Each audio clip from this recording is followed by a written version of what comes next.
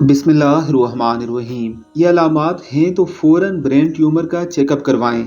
Brain tumour की भी दो अक़साम कहलाई जा सकती हैं। एक वो जिसमें बचने के लिए चांसेस नहीं होते, एक वो जिसमें इंसान बच तो जाता है लेकिन उसमें उसकी बीनाई भी मुतासर हो सकती है, याददाश्त जा सकती है, असाबी तौर पर मफलूज हो सकता है। ये मुख्तलिफ मरीज़ों में मुख्तलिफ होती हैं। ये उनकी क़ुव्वत मुदाफ़ियत और उनकी क़ुव्वत इरादी पर भी मुनहसर है। लेकिन यहाँ हम ब्रेन ट्यूमर की सब में यकसा अलामात के बारे में बताएंगे जिससे पता चल सकता है कि मसला पेचीदगी की तरफ जा रहा है। सर दर्द यानी शदीद सर दर्द होता है।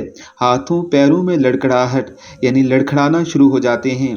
बीनाई की कमी, आपकी नज़र एकदम ही कमज़ोर हो जाएगी।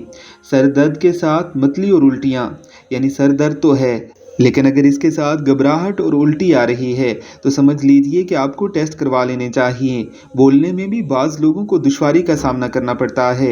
याददाश्त की खराबी, आप बार बार चीज़ों को भूलना शुरू हो जाते हैं। वज़न में कमी और कमज़ोरी और थकावट, यानी आपकी वज़न कम होता है, कमज़ोरी महसूस होने लगती है और छोटे छोटे कामों से थकना शुरू हो जाते हैं।